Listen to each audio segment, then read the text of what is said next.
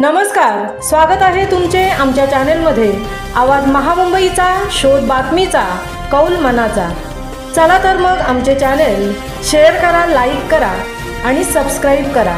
धन्यवाद। उरणकरांनो, पाणी जपून वापरा। रानसई धरणात 30 जूनपर्यंतच पाणीसाठा शिल्लक। उरण तालुक्यातील वाढते औद्योगिकरण, विस्तारीकरण, ग्रामपंचायतीसोबतच सिडको वसाहतींची निर्मिती, नवनवीन वसाहतींची होणारी वाढ, परंतु मिळणारा पाणीसाठा जो पूर्वीपासूनचा आहे तोच आहे। वस्त्या वाढत आहेत पण पाणीसाठा कमी पडत आहे।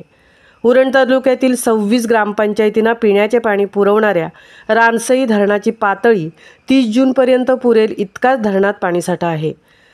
तालुक्यातील 2.25 लाख लोकसंख्येच्या 26 ग्रामपंचायतींना पिण्याचे पाणी रानसई धरणातून पुरवले जाते, परंतु आता या रानसई धरणाची पाण्याची पातळी प्रचंड प्रमाणात खालावली आहे।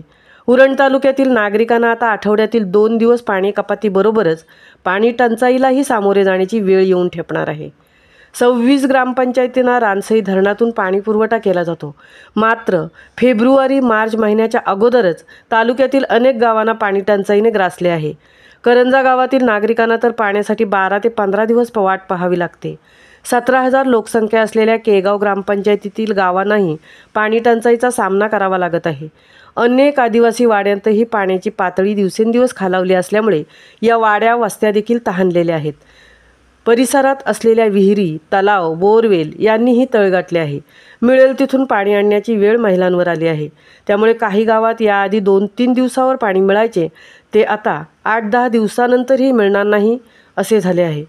करंजा केगावमध्ये 15 दिवस पाण्याची आणीबाणी आहे।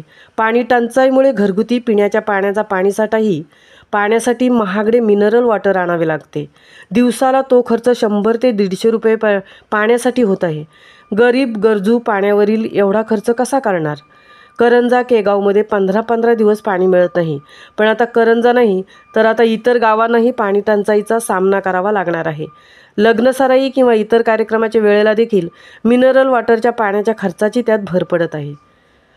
आवाज महामुंबईचा चॅनेलसाठी तृप्ती भोईर, उरण।